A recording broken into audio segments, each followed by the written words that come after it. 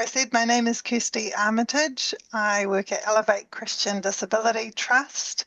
Thank you so much for the opportunity for us to share this evening about our organisation and the work that we do. I've been working with Elevate for, I think it's 11 or 12 years now. I really should actually work that out. I think I was saying that I'd been with Elevate for 10 years, for numerous years in a row. As an organisation, we have been around for next year 50 years, so well before I became involved. But let me share a little bit about why we exist and the work that we do. So we believe that all people hold value and have an essential need for genuine connection with both God and with others. Because of that belief, we exist to see people with disability and their whānau, their family, leading, contributing, growing and belonging in Christian community and wider society. But that especially in that Christian community. So these are our wonderful founders, Hugh and Di Willis and Margie Willers. They all had placed on their heart by God a real vision to see people with disability connected in faith communities and growing in their faith. So as I said, we're 50 years next year. Our first official meeting was in 1976. We're throughout the country and we're interdenominational. Our values as an organisation are respect, welcome, come alongside and serve. And we really seek to do that in all of the different areas that we work in and with all of the people that we come across in our work and in the different aspects of everything that we do. So what we do looks quite varied around the country, but we have regular meetings and camps. We have our Joy Ministries group, which is for people with intellectual disabilities, our CFFD groups for those primarily with physical disability, Emmanuel support for parents, supporting parents of children with disability.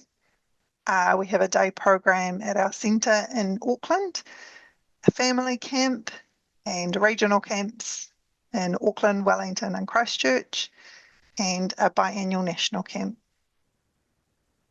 We also provide resources, training, publications, awareness articles, and we partner with different organisations to help them in becoming more inclusive of people with disability in the work that they do. Through all of this, we are seeking to see people with disability leading in those areas, contributing, growing and belonging. We have some amazing voluntary leaders that have led some of these groups, these regular groups and camps for many, many years. So some real wealth in our volunteer teams, which is amazing. These are some of our resources that we have available. So I'll just touch on a few. We have some resources for churches, like our Everybody Welcome resource, which helps churches to look at different ways that they can be welcoming to people with a variety of disabilities. So that could be your access, your physical access to churches, but also how accessible is like your worship. Can people take part in your worship if they have visual impairment? How are people contributing and serving in the church who have a disability, and thinking through some of the different challenges and helping to find some solutions to some of those and some things that can support church leadership and all different levels of within church. Our Can I Come To resource, which is new this year, which we're very excited about for campsites, specifically for Christian campsites, but all campsites would find it helpful in how can they be including young people with disability in their camps.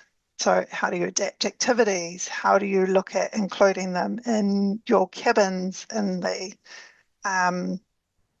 how do you help other kids in the group include them and welcome them? As well as an annual magazine that we do called The Encourager, which has been going for a long time, and many people probably have had one of those put in their hand by Di Willis over the years. And selection of video resources and articles that we put out. I just wanted to really quickly touch on, before my time is up, why include people with disabilities? And pretty much the same reason we include everybody, right?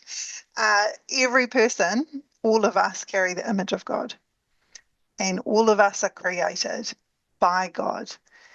And we all need salvation, and we all have something to contribute. And really these things, and there's many more things. I could talk for a very long time about this. But these are some really key reasons why people with disability need to be a part of our Christian communities, why they need to be a part of our churches, our Bible colleges, our volunteer programs, our Christian festivals, our leadership. We need to see people with disability in all of these different areas and what they are bringing, and in being who God has created them to be, and the skills and the talents that they bring.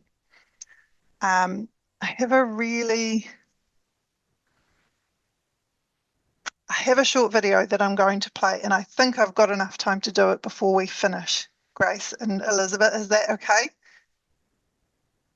Absolutely. Okay. This is one of our used to be our operations manager quite a while ago. Evan, I think he just sums up quite a lot of why we exist really nicely. So I will finish with this, and then I will hand back to Grace and Elizabeth.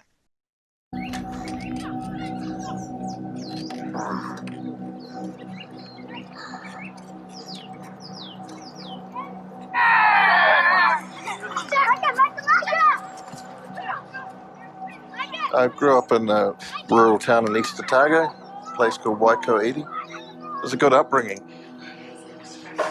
I did everything that my non-disabled brother and sister did. That meant doing things like making the bed, doing the dishes, helping out around home. Yeah, I was encouraged not to make any excuses. One day when I was 5, I thought I got myself stuck, yelling out to a mum or whoever would listen, I'm stuck, I can't, Mum, I can't. My mum came out and said, yes, you can, Evan. You can do this, Evan. And went back inside. I figured out if I zigzagged, I could eventually climb up the hill. Unbeknown to me, it was years later that Mum said that she didn't know if I could do it, and she was watching me the whole time from inside the house.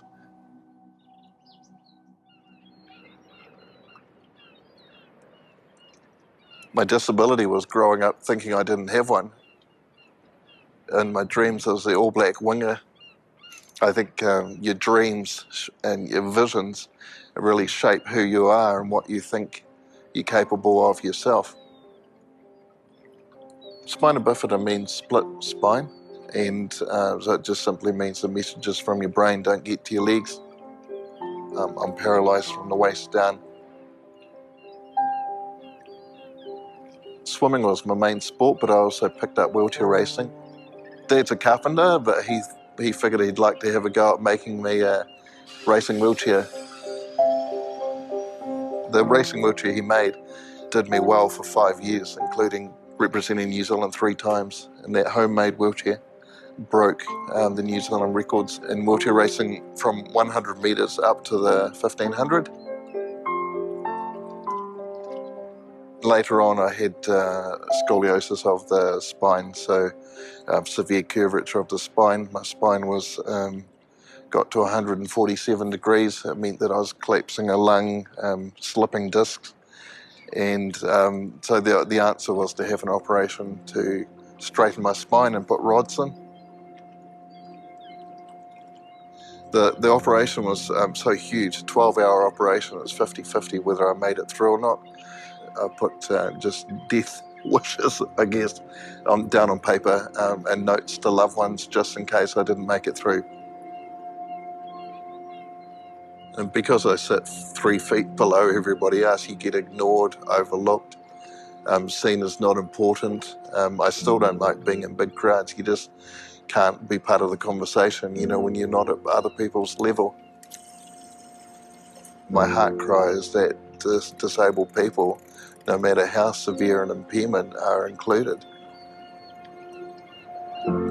I believe fully that if someone can go yes and no, that people can have a whole lot of control in life, and long to see people not just included, but feel they have a real sense of belonging where they live, in their community, in their church. Yeah, I think there's a whole lot to be said about love and belonging. No matter what life throws at you and what goals you have, there is always hope. There is always hope.